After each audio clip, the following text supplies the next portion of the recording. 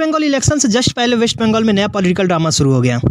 जैसा कि आपने देखा कैसे ममता बनर्जी अमित शाह को नॉटी अमित शाह कह रही है। अब क्या इशू है मैं एक्सप्लेन करता हूँ वन बाय वन।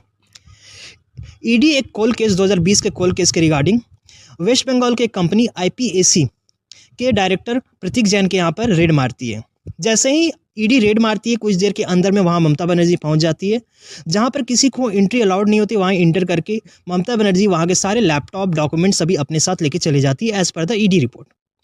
अब आपके माइंड में आ रहे होंगे दो चीज़। पहले माइंड में आ रहे होंगे कि आईपीएसी क्या है, दूसरा कोल केस क्या था। दरअसल आईपीएसी एक कंसल्टिंग बॉडी है जो पॉलिटिकल पार्टी को कंसल्ट करती है कि कैसे पॉलिटिकल कैंपेन चलाना है इलेक्शन के टाइम में और कैसे विन करना है।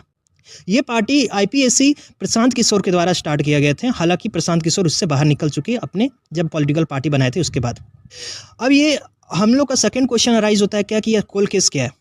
कोल केस 2020 का केस है जिसमें main accused Anoop Manjhi also known as Lala कहा जाता है। कुछ रिपोर्ट है, वेरीफाइड रिपोर्ट तो है नहीं, लेकिन ये रिपोर्ट है कि 25 लाख टन कोयला का स्मगलिंग हुआ था जिसका कॉस्ट थाउजेंड्स करोड़ में है और जिसका कुछ amount as per the ED IPAC को भी गया था मनी लॉन्ड्रिंग के थ्रू।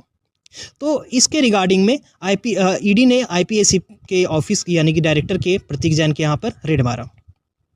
अब यहाँ पर ममता बनर्जी का बयान है कि आईपीएसी तृणमूल कांग्रेस का कैंपेनिंग का मास्टर प्लान बना रही थी और उसमें क्या है कि जान के बीजेपी वो मास्टर प्लान और उसके सारे स्ट्रैटेजी जानने के लिए ईडी का रेड मारा गया ताकि उसके सारे कैंडिडेट की लिस्ट सारी चीज़ पता कर सके।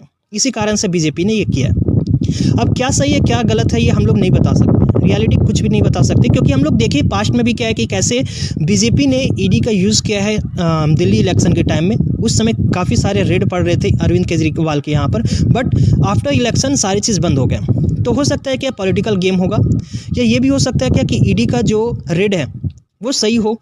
रियलिटी क्या है हम लोगों को नहीं पता। आपको क्या लगता है अपने कमेंट सेक्शन में बताएं। जय हिंद।